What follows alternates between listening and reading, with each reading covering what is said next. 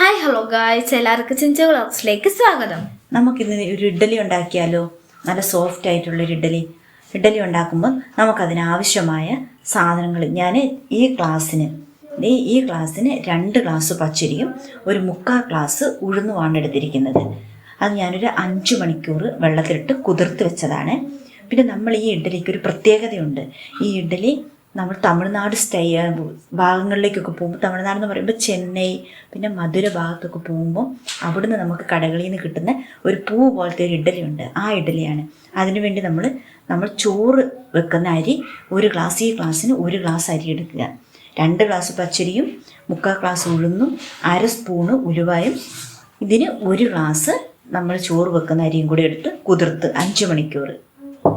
ഈ ഇഡ്ഡലിക്ക് നമ്മൾ പുളിച്ചങ്ങ് പൊങ്ങിപ്പോകത്തുമില്ല, ഒരുപാടങ്ങ് പുളിയാകത്തുമില്ല. നമുക്ക് ആവശ്യത്തിനുള്ള പുളിയെ കാണത്തില്ല അങ്ങനെ ഇഡ്ഡലിക്ക്. ഈ ഇഡ്ഡലിക്ക് ഇനി നമുക്ക് ഇതിലേക്ക് വേണ്ടത്, ഞാൻ ഈ ഒരു ബൗള് ചോറാണ് എടുത്തിരിക്കുന്നത്. ഈ ചോറും കൂടെ അരച്ച് നമുക്കിത് എല്ലാം കൂടി ഇട്ടൊന്ന് അരച്ചിട്ട് വരാം. ഇത് അരയ്ക്കുന്നത് എങ്ങനെയാണെന്ന് വെച്ചാൽ നമ്മൾ നല്ല പുതുപോലെ അരേണ്ടാവാം. നമ്മൾ കുറച്ചൊരു തരി വെച്ചിട്ട് വേണം അരയ്ക്കാൻ. ഒരു തരിതിരിപ്പുണ്ടാവണം. നമ്മളിങ്ങനെ അരച്ച് കഴിയുമ്പോൾ ആ മാവ് കൈ പിടിച്ച് നോക്കുമ്പോൾ ഒരു തരിതിരിപ്പുണ്ടാവണം. അങ്ങനെയാണ് നമ്മളിത് അരച്ചെടുക്കുന്നത്.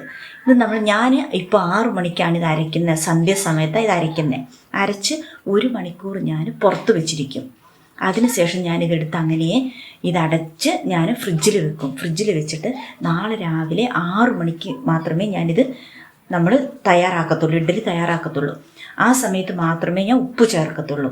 അപ്പോൾ ഈ ഇഡ്ഡലി എങ്ങനെയാണ് ഉണ്ടാക്കുന്നതെന്ന് നമുക്കിപ്പോൾ കണ്ടാലോ? ഞാനിപ്പോൾ അരച്ചുകൊണ്ട് വരാം. ഇതേണ്ട, ഞാൻ അരച്ചുകൊണ്ട് വന്നിട്ടുണ്ട്. നമ്മുടെ മാവ് നോക്കിയപ്പോൾ ഈ പാകത്തിനെ അരയ്ക്കാവൂ.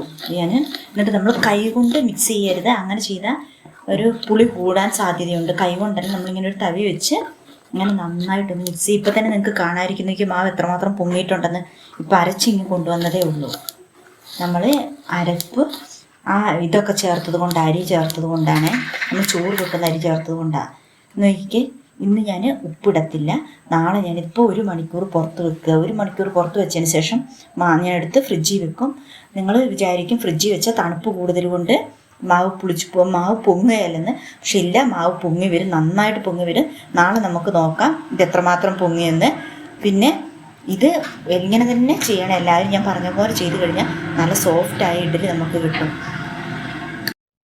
നമുക്ക് ഇന്നലെ അരച്ച് വെച്ച ഇഡ്ഡലി മാവ് നോക്കാം എങ്ങനെ പൊങ്ങിയിട്ടുണ്ടോ എന്ന്.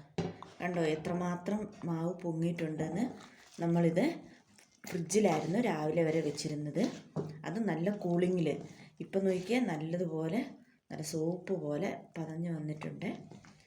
നല്ല സോഫ്റ്റായ ഇഡ്ഡലിയാണ്. നമുക്ക് നോക്കാം ഇതെങ്ങനെയുണ്ടെന്ന്. നമുക്ക് ഇഡ്ഡലി ഉണ്ടാക്കി കഴിഞ്ഞിട്ട് ഞാൻ നിങ്ങളെ കാണിച്ചു തരാം. പുളിയൊന്നുമില്ലാത്ത നല്ലൊരു ഇഡ്ഡലിയാണ്.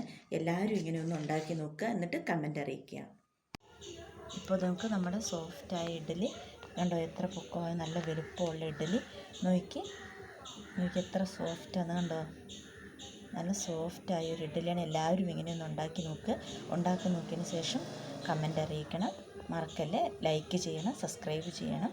ചാനലിന് സപ്പോർട്ട് ചെയ്ത് വിജയിക്കും.